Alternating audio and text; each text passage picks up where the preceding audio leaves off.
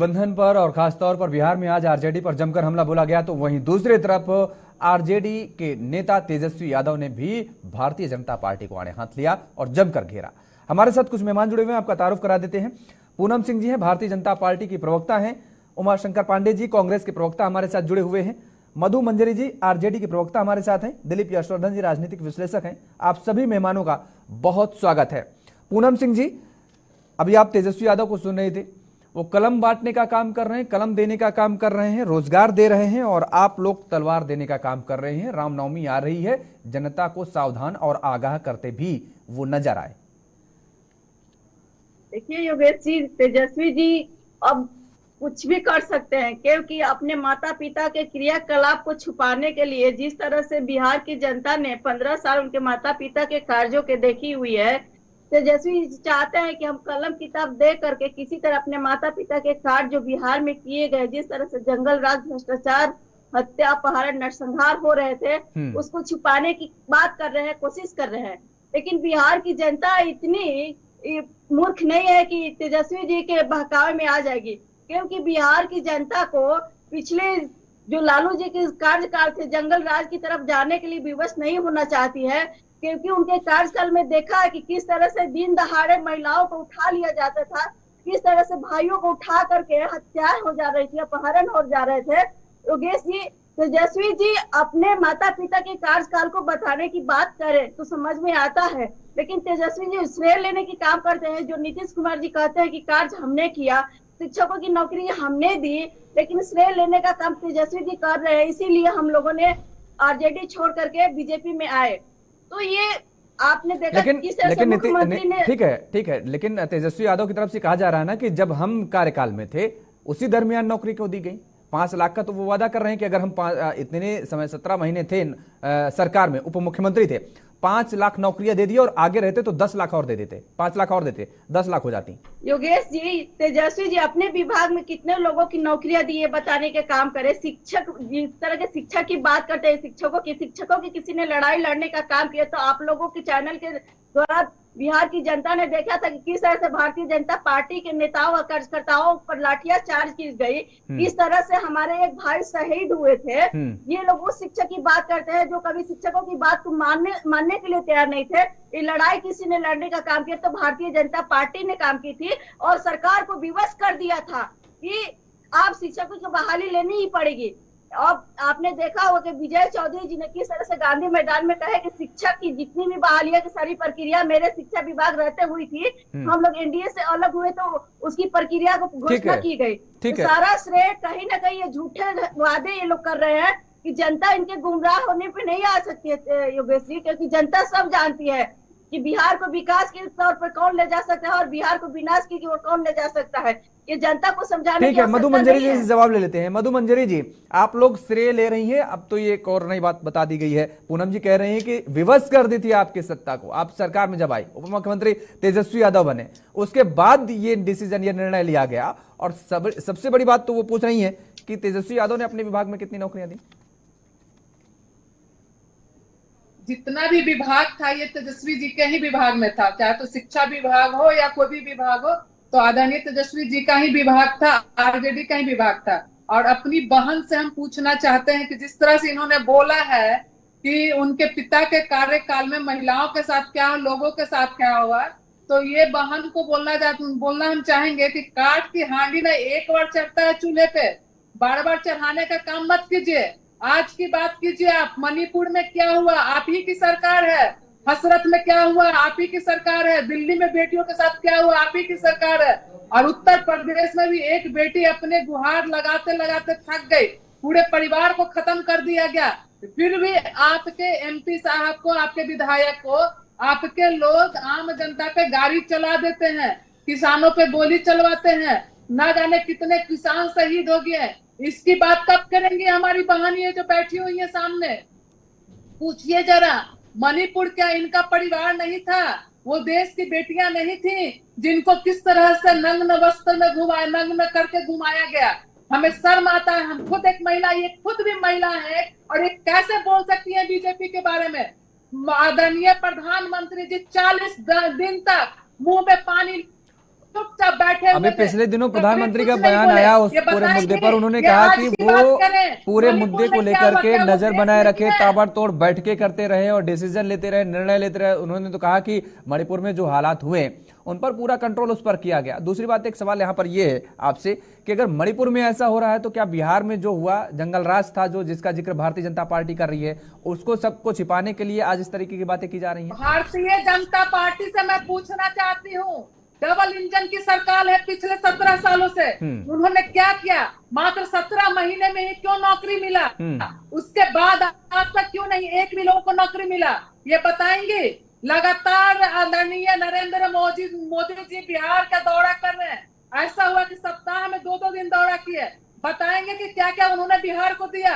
कितना एयरपोर्ट दिया, कितना एम्स दिया, कितना इंजीनियरिंग कॉलेज दिया, कितना मेडिकल कॉलेज दिया, स्पेशल राज्य का दर्जा दिया, कितनी फैक्ट्रियां खुलवाई, कितनी आईआईटी आया, ये बताएंगे। ये नरेंद्र मोदी जी आते हैं इलेक्शन के समय पे, बड़ा पिटारा लेकर के आते हैं बिहार के लिए, लेकिन जब इलेक्शन खत्म होता है तो पिटारा में हवा वाला मिठाई भी नहीं मिलता है, पिटारा खाली रहता है। नरेंद्र मोदी जी को तो बिहार आने से पहले बताना चाहिए, उनको शर्म करनी चाहिए बिहार आने में कि बिहार को उन्होंने दिया क्या है आज तक। चलिए, अभी जुमलेबाजी मत कीजिए मोदी जी, और जो मेरी बहन वो बताए कि उन्होंने बिहार को दिया क्या। ठीक है, पूनम जी से जवाब लेंगे, आपके सवालों का जवाब पूनम जी से लेंगे, वो बताएंगे कि क्या बिहार को दिया गया केंद्र सरकार की तरफ से। हालांकि कहा तो यही जा रहा है, पूनम जी आ रहे हैं, एक कमेंट ले लें उसके बाद आ रहे हैं। हालांकि कहा तो यही जा रहा है कि केंद्र की योजनाओं को और राज्य में जो नीतीश कुमार ने काम किया उनकी योजनाओं पर आरजेडी वोट मांग रही है, प्रधानमंत्री लगातार कह रहे हैं बिहार पहुंच करके। उमाशंकर जी आ रहे हैं, मधु जी आ रहे हैं, ठीक है मधु जी आ रहे हैं, आपके पास भी आएंगे। उमाशंकर जी, इंडी गठबंधन का, इंडिया अलायंस का कोई विजन नहीं है, प्रधानमंत्री नरेंद्र मोदी ने आज कहा गया में। देखिए, प्रधानमंत्री जी इस समय उस हताशा के चरम पर पहुंच गए हैं जहां उनको अपनी हार स्पष्ट दिखाई दे रही है। इसलिए वो भूल जाते हैं कि जब वो आरजेडी पर सवाल उठाते हैं तो जिनके वो अलायंस पार्टनर हैं नीतीश कुमार, सवाल अपने आप उन पर भी उठ जाता है। बनी हुई सरकार को गिराना और फिर उनके साथ सरकार चलाना और फिर उसी को जंगल राज कहना, ये मोदी जी की हताशा को दिखाता है। जंगल राज किसको कहते हैं योगेश जी? कहते हैं जब भारतीय जनता पार्टी के लोग बिचौलिए बनकर अंकिता भंडारी की हत्या करवाते हैं, जब कुलदीप सेंगर के लोग बलात्कार और हत्या करते हैं, जब उनके शासन में कुशासन की पराकाष्ठा हो जाती है कि महिलाओं पर 31% से ज्यादा अत्याचार बढ़ जाता है, और जब सरकार बलात्कारियों के संरक्षण में खड़ी हो जाती है, उसको जंगल राज कहते हैं। अंकिता भंडारी का क्या हुआ उत्तराखंड में? 19 अप्रैल को वहां वोटिंग है, जनता चुनाव उनका जवाब देगी। जब युवाओं के साथ आप छल करते हो, कुछ लोगों को फायदा पहुंचाने के लिए, जो लोग देश की सेवा करने का सपना देख रहे थे, उनको आपने अग्निवीर के माध्यम से उनके सपनों को जब आप ध्वस्त कर देते हैं सिर्फ चंद लोगों को फायदा पहुंचाने के लिए, तब इसको जंगल राज कहते हैं।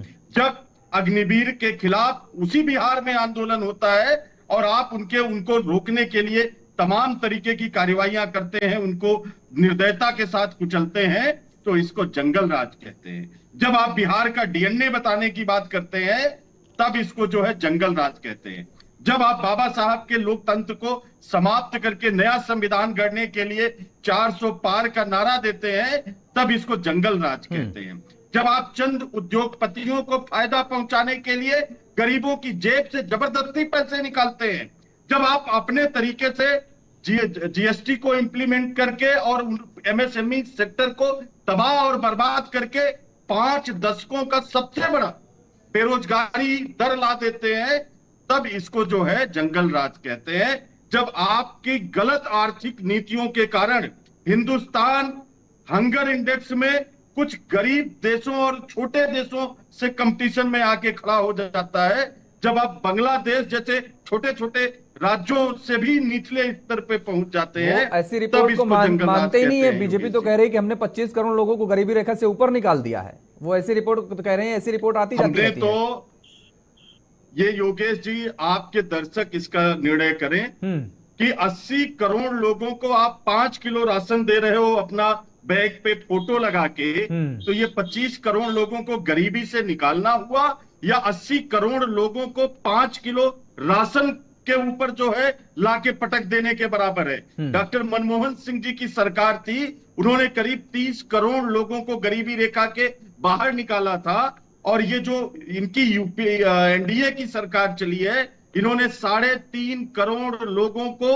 गरीबी रेखा के नीचे पहुंचाने का काम किया है। इन्होंने लोगों का जीवन स्तर नहीं सुधारा है, उसको बर्बाद करने का काम किया। इन्होंने कहा था हम 22 तक किसानों की आय दुगनी करेंगे, 3-4 गुना लागत इन्होंने बढ़ा दिया। ये पहली सरकार है जिसने कृषि उपकरणों पर, कीटनाशक दवाइयों पर, फर्टिलाइजर पर टैक्स लगाने का काम किया है। ये पहली सरकार है जिन्होंने बच्चों के दूध, मलाई और मक्खन पर टैक्स लगाने का काम किया है। ये पहली सरकार है जो मरने के बाद भी आपको नहीं छोड़ रही है, आपके कफन पर भी टैक्स लगाने का काम इस सरकार ने किया है। और ये सिर्फ इसलिए हो रहा है कि चंद उद्योगपतियों का 12-13 लाख करोड़ रुपए, जो 2021 तक 11,45,000 करोड़ रुपए इन्होंने एनपीए किया, वो आंकड़ा बढ़ गया। ये पहली सरकार है जिसने 49 सालों के कांग्रेस पार्टी के शासन में देश पर 55 लाख करोड़ का कर्जा था, आज 2 लाख करोड़ से ज्यादा का कर्जा है। कर्जा बढ़ गया है। सरकार क्या कर रही है?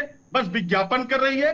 विज्ञापनों में मोदी जी चमक रहे हैं, ड्रेस बदल रहे हैं, चमकते बड़े चेहरे सवाल से बड़ी बड़े सवाल हो गए। की जा पूनम रही जी है। को इन सारे सवालों का जवाब देना होगा, भूल जाएंगे सवाल और जनता घिसट रही है। ठीक है। हमारे साथ दिलीप जी भी जुड़े हुए हैं। दिलीप जी, ये एक तरफ से कहा जा रहा है, प्रधानमंत्री नरेंद्र मोदी ने कहा कि प्राचीन गौरव को लौटाने का ये चुनाव है और देश को विकास पर आगे ले जाने का चुनाव है। दूसरी तरफ से कहा जा रहा है आरजेडी की तरफ से, हालांकि इंडिया गठबंधन का हम जिक्र करें तो उनकी तरफ से भी यही कहा जा रहा है, देश बचाने का चुनाव है, संविधान बचाने का चुनाव है। आपके नजरिए में कैसा चुनाव है? योगेश जी, इस देश में संविधान हमेशा खतरे में रहा है। 1950 में जब से बना है उसके बाद से लेके अब तक खतरे में रहा है। और जब तक इस देश में इलेक्शन की प्रक्रिया चलेगी तब तक कोई ना कोई संविधान को खतरे में डालता रहेगा। ये एक राजनीतिक प्रक्रिया है, इन बातों का कोई बहुत विशेष आधार नहीं है।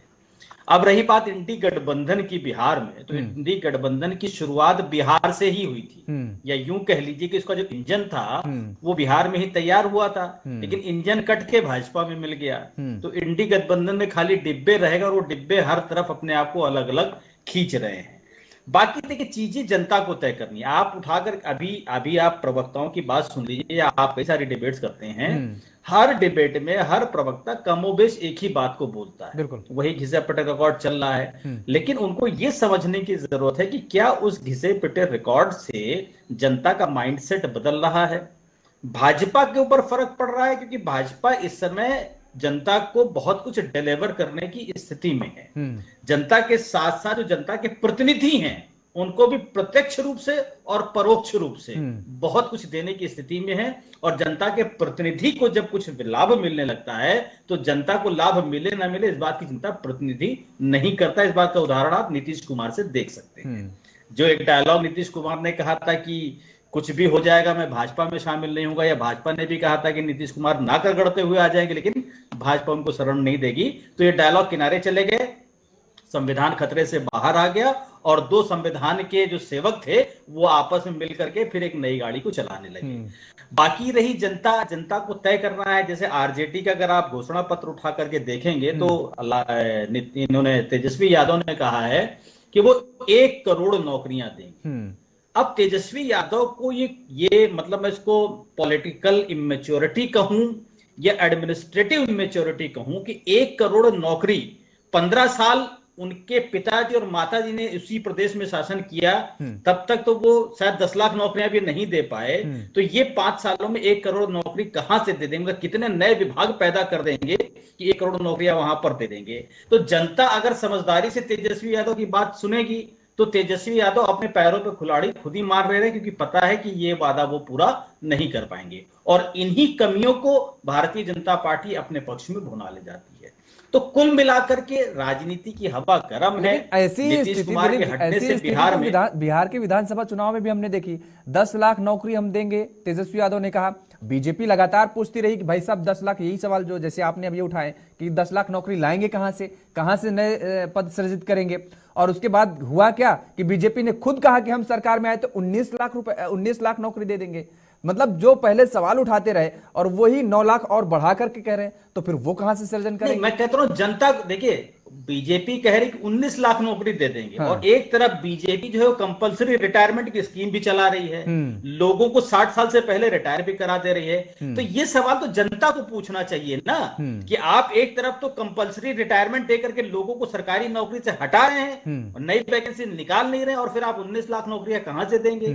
और तेजस्वी यादव से भी पूछे कि 1 करोड़ नौकरियां कहां से दे दोगे भैया? कितने विभाग बना दोगे? कहां से ले आओगे? तो कुल मिलाकर के जनता को इन बातों से बहुत फर्क नहीं पड़ता। राजनीति का समीकरण हमेशा जाति, क्षेत्र और धर्म के आधार पर चलता है। हमेशा यही फैक्टर काम करते हैं, इस बार भी यही फैक्टर काम करेंगे। कौन कितना बढ़िया समीकरण साध ले जाएगा, ये उसके फेवर में रिजल्ट चले जाएंगे।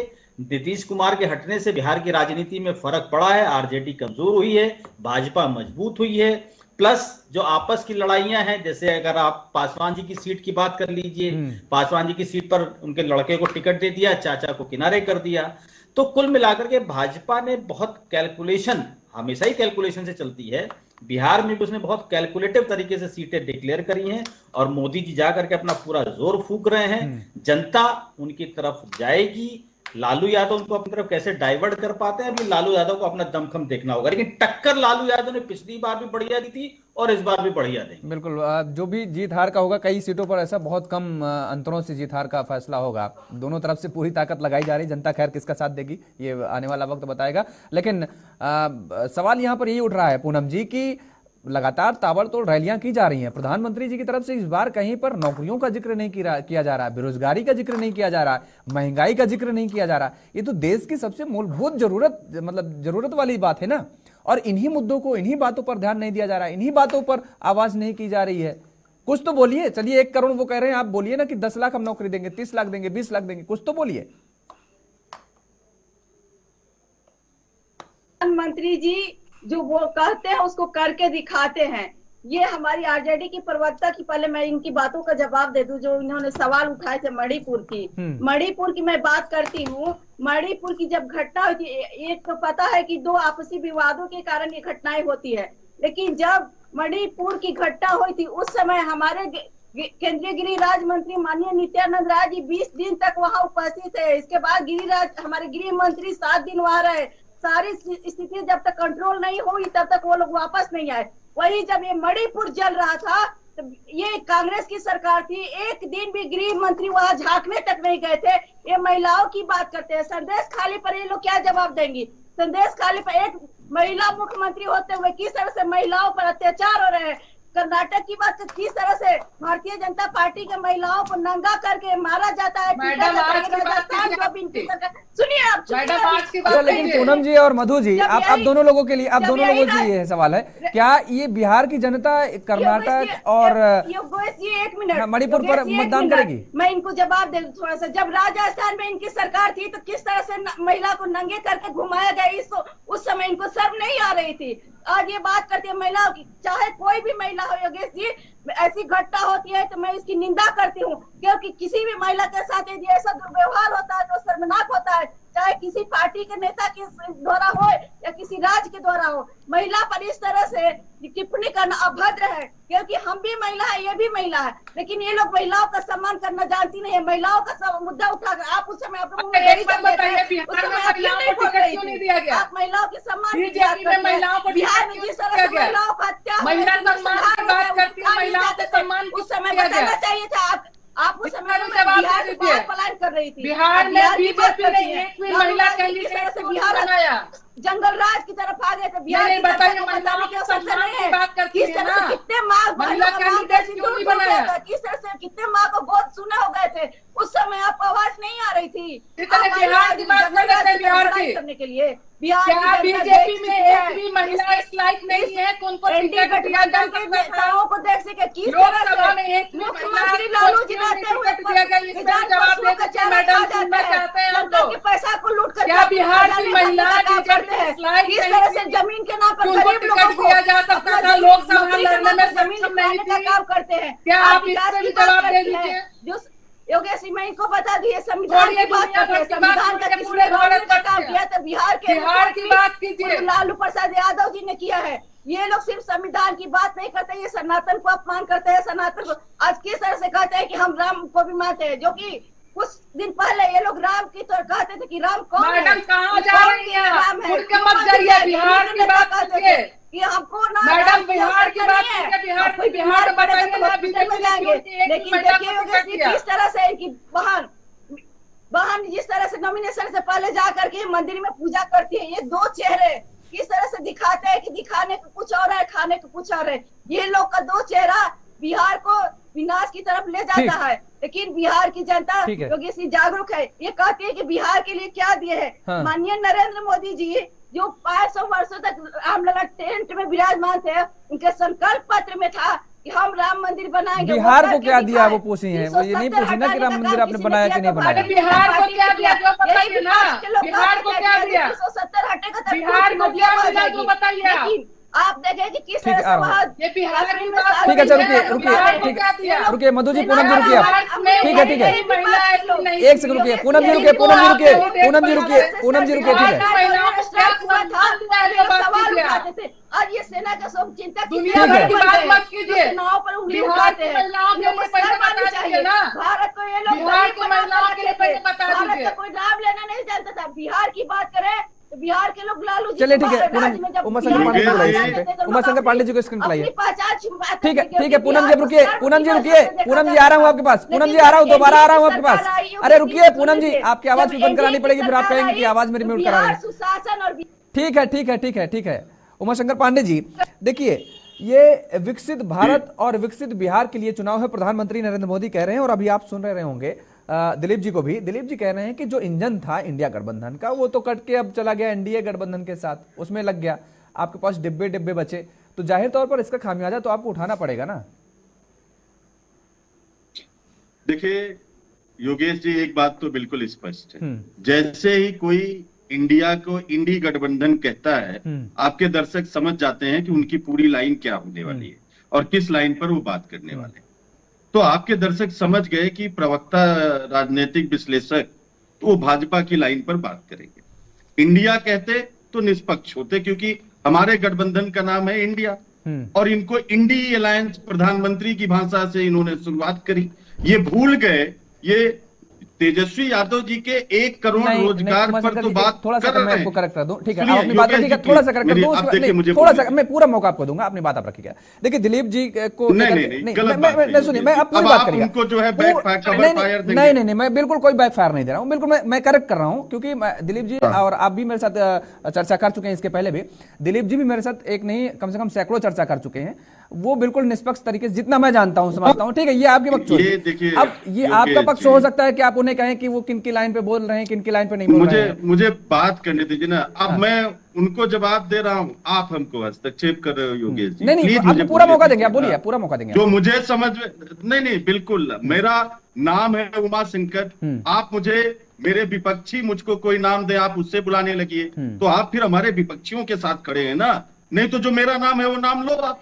हम कह रहे हैं हम इंडिया है, आप कह रहे हो इंडी गठबंधन, जो मोदी जी कह रहे हैं आप वहां से शुरुआत करते हो, तो आपकी निष्पक्षता पर प्रश्न चिन्ह लग जाता है। और दर्शक बहुत समझदार है योगेश जी, वो पहला शब्द बोलते ही समझ जाता है कि आगे आपकी लाइन क्या होने वाली है। मैं वो खैर मैं अब अपनी बात रखता हूं, देखिए भारतीय जनता पार्टी ने 2014 में मोदी जी ने कहा हम 2 करोड़ युवाओं को रोजगार प्रतिवर्ष देंगे। अब तक 20 करोड़ युवाओं को रोजगार मिलना चाहिए था। राजनीतिक विश्लेषक जी ने उस पर प्रश्न चिन्ह नहीं उठाया, उनसे नहीं पूछा कि 10 सालों में आपने केवल 36.5 लाख नौकरियां दी पूरे देश में, 30 लाख सरकारी पद केंद्र सरकार में खाली हैं। आपको उस पर प्रश्न चिन्ह उठाना चाहिए था। 45 सालों के रिकॉर्ड स्तर पर बेरोजगारी पहुंच गई, आपने उस पर सवाल नहीं उठाया।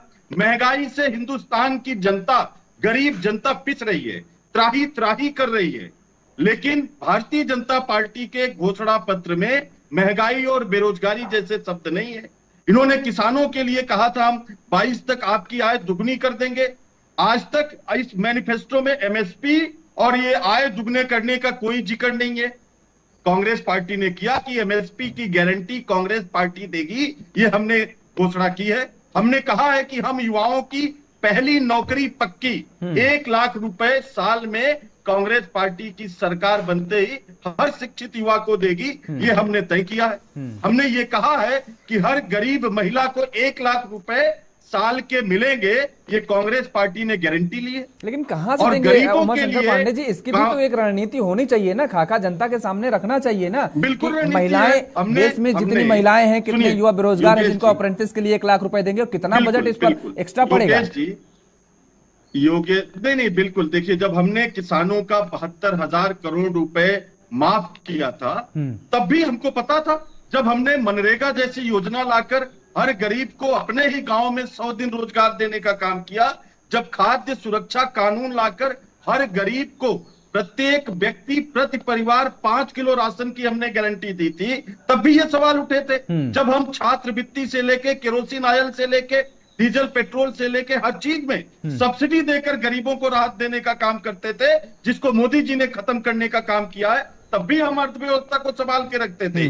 सबसे बड़ा रिसेशन 2008-2009 में पूरे विश्व में आया, फिर भी डॉक्टर मनमोहन सिंह जी की सूझबूझ का नतीजा था कि भारत के ऊपर उस रिसेशन का असर नहीं आया।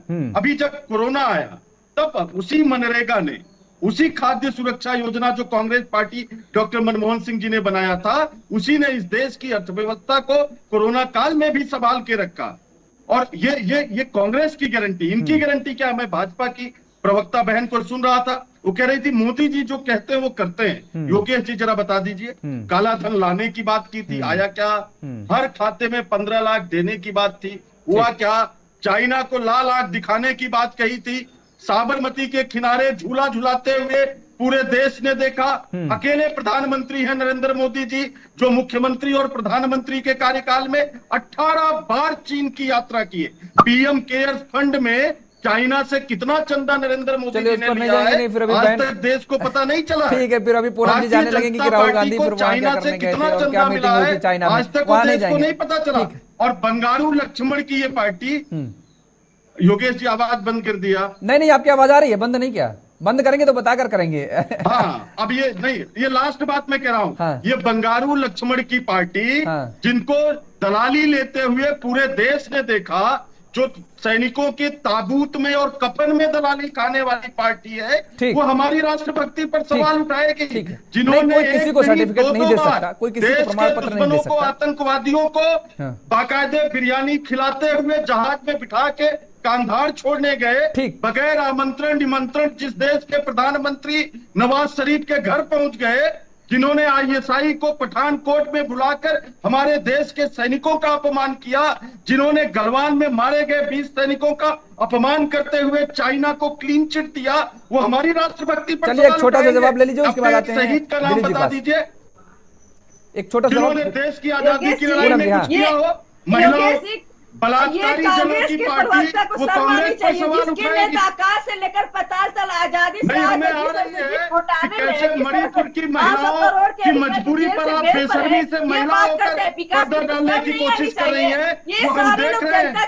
कम से कम मणिपुर की महिलाओं के ऊपर हुई त्रासदी और अत्याचार के खिलाफ महिलाओं पर बोलिए, तो आपको शर्म नहीं आती? नंगा करके महिलाओं को किस तरीके से मणिपुर में घुमाया गया, आपको उस पर शर्म नहीं आती? जिस तरीके से प्रधानमंत्री नरेंद्र मोदी जी मणिपुर का मुंह नहीं बोल पाते हैं, आपको उस पर शर्म नहीं आती है क्या? ये बेशर्मी वाली बात है, महिला होकर आपको शोभा नहीं देता है। विकास की रोकने की बात करते हैं क्या? बिहार और देश की जनता इनके कितनी बेशर्मी से बात कर रही है बताइए?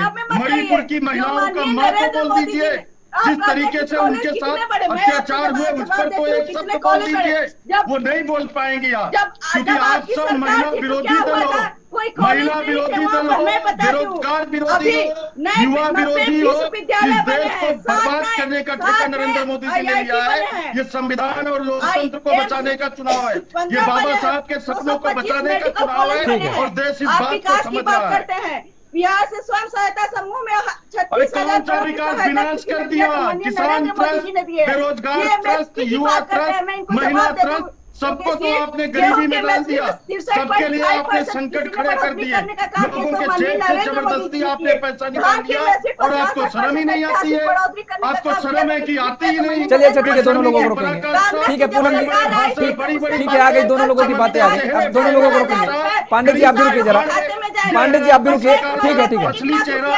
ठीक, पूनम जी रुकिए, पूनम जी रुकिए। ठीक है, आ रहे हैं आपका, घुमाया जा रहा है। ठीक है पूनम जी आ रहे हैं। पांडे जी आप भी रुकिए, पांडे जी ठहरिए, आप पांडे जी आप भी ठहरिए, क्या क्या किया गया, ठहरिए पांडे जी ठहरिए। दिलीप जी ठीक है, ठहरिए दिलीप जी। बड़ा सवाल यहाँ पर ये उठ रहा है, बात जायज भी है कि रोजगार को लेकर के बात तो उठेगी। देश का युवा जो है उसको रोजगार चाहिए, उसके हाथों में काम चाहिए। 5 किलो राशन की बात की जा रही है भारतीय जनता पार्टी की तरफ से, ठीक है अच्छी बात है, लेकिन युवा केवल 5 किलो राशन के भरोसे तो बैठ नहीं सकता है, उसका भविष्य भी है और वो अपने भविष्य को भी संवारने की बात करेगा, उसकी कोशिश भी करेगा। तो सरकार की जिम्मेदारी बनती है। एक तरफ रोजगार का दावा किया जा रहा है, कैसे दिया जाएगा ठीक है, वो सरकार में कह रहे हैं, हम आने के बाद हमारा पूरा उसको जो वादा कर रहे हैं, आ रहे हैं पूनम जी रुकिए, उसको हम पूरा करेंगे। लेकिन आपने इंडिया गठबंधन से नीतीश कुमार के अलग होने का भी जिक्र किया। क्या बिहार की जनता इतनी भी नादान है, या हम ये कहें कि वो नासमझ है कि बार बार इस तरीके से दल बदलने के साथ नीतीश कुमार का जो अंदाज रहा है, पलटून राम तक उनको कहा गया बिहार में नहीं देश भर में उनके नाम को लेकर के चर्चा रही है, बिहार की जनता एक बार फिर से वही काम करेगी? भाई भरोसा क्या है कि आज बीजेपी के साथ नीतीश कुमार हैं, चुनाव होने के बाद, चुनाव संपन्न होने के बाद और विधानसभा चुनाव से पहले आरजेडी के साथ आ जाए, क्या भरोसा? कोई गारंटी? इसकी तो मोदी जी गारंटी नहीं देंगे, हर चीज की तो वो गारंटी दे रहे हैं। योगेश, ये कहावत हमारे देश में बड़ी फेमस है, आया राम गया राम। हाँ। और ये कहावत के जो प्रणेता है वो भी एक नेता ही हैं, हरियाणा के नेता थे। एक दिन में उन्होंने कई बार दल बदला था, तो उन्हीं की वजह से ये आया राम गया राम की जो कहावत है ये फेमस हुई थी। और पलटू राम की कहावत अब नीतीश कुमार की वजह से फेमस हुई है। योगेश जी, सच्चाई ये है कि जनता अगर इस सत्यता का आकलन कर पाती तो आज राजनीति का ये हाल नहीं होता। आज हम जातिगत बातें नहीं कर रहे होते, आज हम क्षेत्रीय समीकरण नहीं बैठा रहे होते, आज हम वास्तव में जो वास्तविक मुद्दे हैं इस देश के, डेवलपमेंट है, बेरोजगारी है, मेडिकल है, शिक्षा है, इस पर बात करते हैं। महंगाई की बात नहीं है, शिक्षा की डबल मार है। शिक्षा व्यवस्था खराब है और जो व्यवस्था अच्छी वो इतनी महंगी हो गई है कि वो हर आदमी के लिए अफोर्डेबल नहीं है। यही हाल मेडिकल सुविधाओं का है, सरकारी सुविधाएं अच्छी नहीं है और प्राइवेट हर आदमी अफोर्ड कर नहीं सकता है। लेकिन मैं फिर कहूंगा, जनता इन बातों पर वोट नहीं करती है।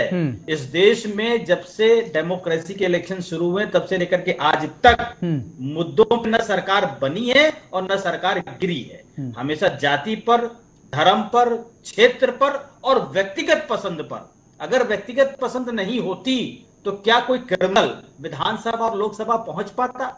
पता है कि वो रेपिस्ट है, मर्डरर है, उसने रैंसम लिया है, लोगों को किडनैप किया, लेकिन उसके बाद भी वो जीत करके माननीय बन जाता है।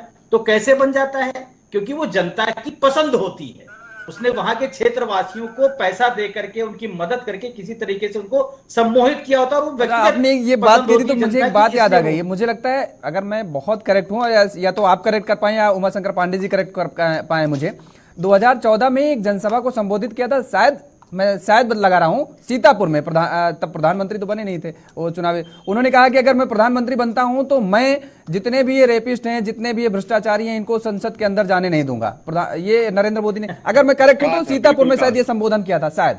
बिल्कुल उन्होंने कहा था। बिल्कुल कहा था और ये बातें कई बार हो चुकी हैं। लेकिन इसको हटाएगा कौन? आज आप पढ़े लिखे ना हो, आपके ऊपर 100 केसेस लगे हों, लेकिन आप चुनाव लड़ सकते हैं। ये कानून कौन बनाता है? संसद बनाती है। संसद में कौन पहुंच रहा है? यही नेता पहुंच रहा है। तो जो नेता जिस कानून के सहारे संसद पहुंच रहा है, तो संसद में बैठ के वो अपने खिलाफ कानून कैसे बनाएगा? बिल्कुल। और इस बात के लिए जिम्मेदार सारी राजनीतिक पार्टियां हैं, चाहे वो कांग्रेस की दशकों तक चलने वाली सरकार हो, चाहे भाजपा की 10 सालों से चल रही सरकार हो, और चाहे भविष्य में जिसकी सरकार बने। कोई भी राजनीतिक पार्टी इस तरह का कानून नहीं बनाएगी, क्योंकि हर राजनीतिक पार्टी में इस तरह के क्रिमिनल्स भरे हुए हैं। अपना रास्ता बिल्कुल साफ रखना चाहते हैं। अपराधीकरण होना अलग चीज होती है। राजनीतिक देश के चलते उनके ऊपर FIR हो जाना वो नॉर्मल सी बात है, वो हर पार्टी में होता है। क्योंकि लेकिन जिनके ऊपर संज्ञेय अपराध है, मर्डर है, रेप है, डकैती है या अपहरण है, उसको तो आप हटा सकते हैं ना। जब तक केस नहीं सिद्ध होता है तब तक आप for the for the sake of democracy नहीं, सब पर कानून लाएंगे, जनता के लिए कानून बना देंगे, अपने लिए नहीं लाएंगे, क्योंकि फिर पहुंचेंगे कैसे, सदन में बैठेंगे कैसे लाएंगे? ये बाहुबल सत्ता कैसे मिलेगा? भोगेंगे कैसे? उमाशंकर पांडे जी 10 सेकंड में, समय कम है। हाँ बिल्कुल। हाँ। देखिए, ये सिर्फ कानून से संभव हो सकता है और ईमानदारी से। हाँ। जिस कानून को लेके लालू यादव जी को जेल जाना पड़ा कि 2 साल से ज्यादा अगर किसी को कन्विक्शन, किसी को सजा मिलती है तो उसकी सदस्यता जाएगी, ये करने की हिम्मत कांग्रेस पार्टी की सरकार ने दिखाया था। जिस बिल को राहुल गांधी जी ने पढ़ा था, ये वही बिल था जिसके कारण 2 साल से ज्यादा की सजा होने के कारण लालू यादव जी को जेल जाना पड़ा, लेकिन सदस्यता गई उनकी। लेकिन लालू यादव जी ने भी कभी कांग्रेस का साथ नहीं छोड़ा और कांग्रेस पार्टी ने भी कभी उस कानून से समझौता नहीं किया।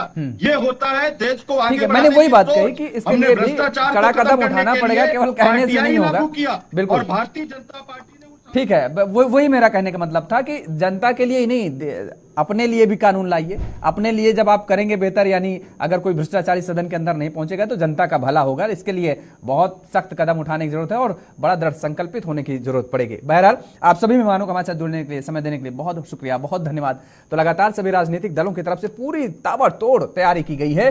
चुनावी प्रचार अभियान को और धार देने का काम किया जा रहा है और आज इसी कड़ी में प्रधानमंत्री नरेंद्र मोदी बिहार पहुंचे हुए थे, जहां पर इंडिया गठबंधन पर उन्होंने जमकर निशाना साधा।